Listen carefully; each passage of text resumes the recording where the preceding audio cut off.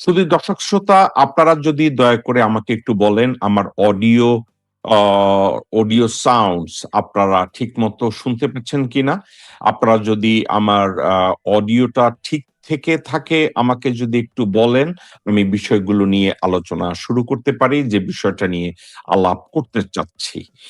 আচ্ছা, আমাকে একজন নেক্সট জেনারেশন জেনারেল ইনোভেশন উনি বলছেন জি ঠিক আছে। আর্চঅ্যাঞ্জেল বলেছে ঠিক আছে। আহ ওকে ভাই, অনেক মেহেরবানি আপনাদেরকে। আপনাদের সবাইকে অনেক ধন্যবাদ যে আমার অডিওটা ঠিক আছে। ওকে, আজকের আমি যে বিষয়টা নিয়ে কথা বলতে চাচ্ছি, বিষয়টা আপনি কি মেটাফরিক এই ধরনের কোনো কিছু যদি চিন্তা করতে থাকেন, আমি বিষয়টাকে এভাবে দেখি না। আমি সবসময় বাস্তবতা নিয়ে কথা বলি এবং বাস্তবতা নিয়ে যদি আমি কথা বলি এবং এই বাস্তব সত্তাকে যদি আমরা জানার চেষ্টা করি, শুধু আমি জানার চেষ্টা করব তা না, আপনারাও যদি জানার চেষ্টা করেন। আমি কিন্তু আপনাদেরকে সত্য খাওয়ানোর ব্যবস্থা করি না, আমি একটা সত্য তথ্য আপনাদের কাছে দেই। আমার দায়িত্ব হলো একটা সত্যকে আপনাদের সামনে উপস্থাপন করা। এরপরেও আপনাদের দায়িত্ব আছে। আমি যে সত্যটাকে যেভাবে দেখেছি, সাবজেক্টটা ডিফারেন্টও হতে পারে, আমাকে আপনারা কারেক্ট করতে পারেন, আমাকে বলতে পারেন যেরকম ভাই আপনি এক্ষেত্রে ভুল, আমাকে বলতে পারেন বিষয়টা এরকম। ইনস্টেড আমরা কালচারালি এমন একটা জায়গায় গিয়ে দাঁড়িয়েছি, আমি একটা সত্য বলবো, এটা সত্য জানার পরেও এই সত্যকে আমরা গ্রহণ করি না। একটা সত্য আমরা বলি এবং জানি এবং বুঝি, এর পরেও আমরা মিথ্যাচারিতা করব। আমরা যখন এগুলো করি, আমরা কি করি? একটা সমাজকে কলুষিত করি, একজন ব্যক্তিকে করাপ্ট হিসাবে আমরা তৈরি করি, তা মানুষের অস্তিত্বকে আমরা অসম্মান করি। আপনার অস্তিত্বকে আপনি অসম্মান করেন, কারণ আপনার অস্তিত্ব হওয়া উচিত আপনার বাঁচার জন্য, আপনার ওয়েলবিং এর জন্য, কিন্তু আপনারা তা করেননি। আমরা কি করি? আমরা কি করি? একটা সত্য জানি, একটা সত্য জানার পরে আমরা ওই সত্যটাকে মিথ্যা বানানোর জন্য, ওই সত্যটাকে অস্বীকার করার জন্য আমরা এক একটা ন্যারেটিভ তৈরি করি। আমরা কখনো নিজ রাজনৈতিক দলের ফেভারে কথা বলা শুরু করি, নেতার পক্ষে কথা বলা শুরু করি, অথবা আমার ব্যক্তির সাথে আমার অস্তিত্বকে বিক্রি করা আমাদের জন্য অনেক বেশি লাভবান এবং অনেক বেশি উপকারী। আমরা তাই মনে করে সামনে এগোই। আজকের আমি যে বিষয়গুলো নিয়ে কথা বলি, ইউজুয়ালি আমরা বাংলাদেশে শুনি ঋণ খেলাপি। ঋণ খেলাপি বলতে আসলে আমরা অনেকে জানে ঋণ খেলাপি। আপনারা যারা লেখাপড়া জানেন তারা তো জানেন ঋণ খেলাপি কি। ব্যাংকের থেকে লোন নেয়। একটা কথা আপনাদেরকে আমি ঠান্ডা মাথায় বলি, আমি একা একা একটু চিন্তা করে দেখেছি, ডক্টর মোহাম্মদ ইউনূসকে বড় লোকরা কেন পছন্দ করে না? ডক্টর মোহাম্মদ ইউনূসকে পছন্দ না করার পিছনে অনেকগুলো কারণ আছে। তার ভিতরে একটা কারণ, আপনারা কি জানেন বাংলাদেশে একটা ব্যাংকের লোন কালেকশন যে কোনো ব্যাংকের চেয়ে ভালো? আপনারা কি জানেন ওই ব্যাংক কোনটা? আপনারা শুনলে কিন্তু অবাক হবেন। একটা ব্যাংকের লোন কালেকশন যে কোনো ব্যাংকের চেয়ে ভালো। ওই ব্যাংকের নাম কি? গ্রামীণ ব্যাংক। অবাক হয়েছেন? গ্রামীণ ব্যাংকের লোন কালেকশন যে কোনো ব্যাংকের চেয়ে ভালো। এখন একা একা চিন্তা করে দেখেছেন, বাংলাদেশের ধরেন 1,000 মানুষ বা 2,000 মানুষ বা 3,000 বা 5,000 মানুষ ঋণ খেলাপি। 20 কোটি মানুষের মধ্যে মাত্র 10,000 মানুষ ঋণ খেলাপি। উদাহরণ, এদের কাছে বাংলাদেশের প্রত্যেকটা ব্যাংক জিম্মি, প্রত্যেকটা ব্যাংক জিম্মি।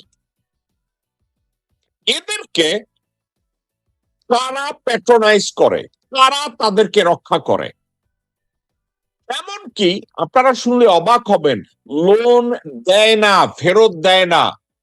লোন নিয়ে বিদেশে টাকা পাচার করে সম্পদের পাহাড় তৈরি করে বাংলাদেশের সরকার ওই ব্যক্তিকে করে হাজতে ঢোক বদলে কোর্টে আইন তৈরি করে যে এই ব্যক্তির বিরুদ্ধে কোনো মামলা করা যাবে না। এটা কি একটা দেশ? ওই দেশেও কি আইন প্রণয়ন হয়? ওই দেশে কি আল্লাহর রহমত হিসাবে বৃষ্টি হয়, সূর্য উঠে? ওই দেশে কি বসন্ত আসে? আপনারা চিন্তা করেন, একজন অপরাধী খুন করবে, সুপ্রিম কোর্টে আইন করা হয় ওই খুনির বিরুদ্ধে মামলা করা যাবে না। এটা কোন দেশ রে ভাই? একজন ঋণ খেলাপি, সে চোর, সে ডাকাত, সে দেশদ্রোহী, একটা সমাজে ইমব্যালেন্স তৈরি করে ওই ব্যক্তি। আমরা ওই ব্যক্তির বিরুদ্ধে সরকার আদালতে যায়, আদালতে গিয়ে মামলা করে না তাকে গ্রেফতার করার জন্য, আদালতে গিয়ে মামলা করে না তার স্থাবর অস্থাবর সমগ্র সম্পত্তি বাজেয়াপ্ত করার জন্য, তারা এই কাজটা করে না। ইনস্ট্যান্ট কোর্টে গিয়ে তারা বলে যে এস আলম অথবা আহমেদ আকবর সোবাহান শাহ আলম এদের বিরুদ্ধে মামলা করা যাবে না। সালমান রহমানের বিরুদ্ধেও মামলা হইতো না, সে এখন হাজতেও থাকতো না, সে যদি হাসিনার পা চাটা শুরু না করত।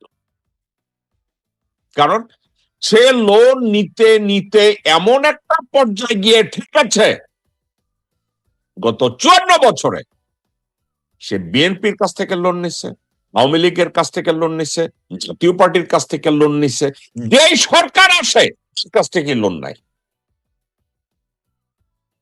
তারা ব্যাংকের টাকাকে মনে করে আমার বাপের টাকা।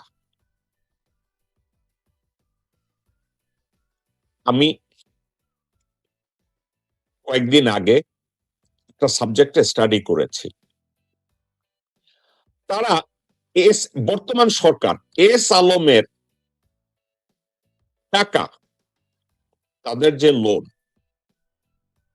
এটাকে বেশ কিছু লোনকে, ডিফল্ট লোনকে রিস্ট্রাকচার করা হয়েছে। রিস্ট্রাকচার করার পরে তাকে ফার্দার লোন দিচ্ছে এবং তাকে আবার 4 ব্যাংক, এই ব্যাংকের দায়িত্ব দেওয়া হয়েছে। এই সিদ্ধান্তগুলো ইউজুয়ালি কখন হয়? এই সিদ্ধান্তগুলো হয় যদি একটা লোনকে রিস্ট্রাকচার করার আগে একজন লোন গ্রহীতা ক্রেডেনশিয়াল, ক্রেডেনশিয়াল বলতে তার যোগ্যতা, তার সততা, তার ব্যবস্থাপনা, তার অভিজ্ঞতা, এগুলোকে যদি কেউ চিন্তা করে দেখে যে এই ব্যক্তির ক্রেডেনশিয়াল আছে এবং এই ব্যক্তির ক্রেডেনশিয়ালকে বিবেচনা করার পরে তারা চিন্তা করে যে এই লোককে আমি ফার্দার লোন দেব কিনা। আপনাদেরকে আমেরিকান একটা সিস্টেমের কথা বলি। আপনি যদি আমেরিকায় একটা ক্রেডিট কার্ড পান, তারা পুঙ্খানুপুঙ্খ রূপে ওই ক্রেডিট কার্ড পাওয়ার আগে আপনার ক্রেডেনশিয়াল তারা চেক করে। বাৎসরিক ভাবে আপনার ব্যয়ের স্ট্রাকচারটা কি, আপনি কত টাকা, আপনার কাছে 100 টাকা থাকলে আপনি কত টাকা খরচ করেন, আপনি যেই টাকাটা খরচ করেন ওই টাকাকে আবার ফেরত দেন কিনা, ফেরত কিভাবে দেন, আপনার ইনকামটা কি, আপনি কোন সোর্সে ইনকাম করেন, আপনার জব কি অথবা আপনার ব্যবসা কি, এর প্রত্যেকটা দিককে তারা পুঙ্খানুপুঙ্খ রূপে বিচার করে। এবং এগুলো যদি সব বিচারও করে, হাজার হাজার কোটি টাকার ডিফল্ট যাদের, আমি লিখিত দেই, তাদেরকে কোনো লোন দেওয়া হয় না। এস আলমের মতো লোক, আহমেদ আকবর সোবহানের মতো পশু, ভণ্ড, মিথ্যাবাদী এবং সবচেয়ে বড় চোর, যে জানে যে চুরি করে, খুন করে, ডাকাতি করে, জোর করে, জমি দখল করে কি করে টিকে থাকতে হয়। তো তাদেরকে যখন আমাদের সমাজ অথবা আমাদের সরকার তাদের লোনের উপরে যদি বলে আমরা লোনটা স্ট্রাকচার করব, তাইলে আপনারা স্মল বিজনেসের ক্ষেত্রে স্ট্রাকচারটা কতগুলো করছেন? কেউই করে নাই। বাংলাদেশে স্মল লোন নিয়ে কেউ কথা বলে না, স্মল ব্যবসায়ীদের নিয়ে কেউ কথা বলে না। একটা কথা মনে রেখেন, একটা দেশের ইকোনমি বিল্ড আপ করে, একটা দেশের অর্থনৈতিকভাবে গ্রো করে যদি তাদের মিডল ক্লাস তৈরি হয়। ওয়ারাস আমাদের দেশে মিডল ক্লাসকে ডিস্ট্রয় করার জন্য, লোয়ার মিডল ক্লাস যাতে মিডল ক্লাসে আসতে না পারে তাদেরকে ডিস্ট্রয় করার জন্য একের পর এক পলিসি তারা হাতে নেয়। এবং এই পলিসির বেনিফিশিয়ারি কারা জানেন? এই এস আলমরা, আহমেদ আকবর সোবহান শাহ আলমরা, সালমান রহমানরা, তামিম গ্রুপ, ছাতা গ্রুপ, কুত্তা গ্রুপ, হারামজাদা গ্রুপ, বেশ্যা গ্রুপ, এরা সব বেনিফিশিয়ারি। দর্শক শ্রোতা, আমাদের দেশের নৈতিক বিপর্যয় রাষ্ট্রের, সরকারের, শিক্ষিত মানুষদের, একজন বাবার, একজন মায়ের, একজন সন্তানের নৈতিক বিপর্যয় এমনই একটা পর্যায়ে গিয়েছে that there is no point of return। ওখান থেকে তারা ব্যাক করেন। আপনাদের দিকে আপনারা তাকায় দেখেন, যারা আমাকে গালি দিচ্ছেন, একা একা চিন্তা করে দেখেন, আমার জীবনে আমি আপনাদেরকে চিনি না, আপনি আমাদেরকে চিনেন না, ওয়ারেজ আপনারা আমাকে গালি দেওয়ার জন্য এখানে এসেছেন। কারণ হয় আপনি ওয়াকারের তাবেদারি করেন, নতুবা আপনারা ভারতের তাবেদারি করেন, নতুবা আপনারা বিএনপির তাবেদারি করেন, নতুবা আপনারা আওয়ামী লীগের তাবেদারি করেন। কিন্তু তাবেদারি করে আপনি কিন্তু আমাকে গালি দিচ্ছেন না। আপনি কিন্তু আপনার ইন্টারেস্ট অথবা আপনার পরিবারের ইন্টারেস্টের কথা বিবেচনা করে আপনি কিন্তু আমাকে গালি দিচ্ছেন না। কার জন্য গালি দিচ্ছেন? ভারতের জন্য। কার জন্য গালি দিচ্ছেন? বিএনপির জন্য। কার জন্য গালি দিচ্ছেন? আওয়ামী লীগের জন্য। কার জন্য গালি দিচ্ছেন? সালাউদ্দিনের জন্য, গোরখোদক আব্বাসের জন্য। একটা সমাজ যখন এভাবে যায়, আমেরিকায় তাদেরকে বলে a society are involved, become involved in a crimes in moral turpitude। নৈতিক অবক্ষয়ের শেষ ধাপে গিয়ে আপনারা দাঁড়িয়ে বলেন জাকাতের চাইতে চাঁদাবাজি ভালো।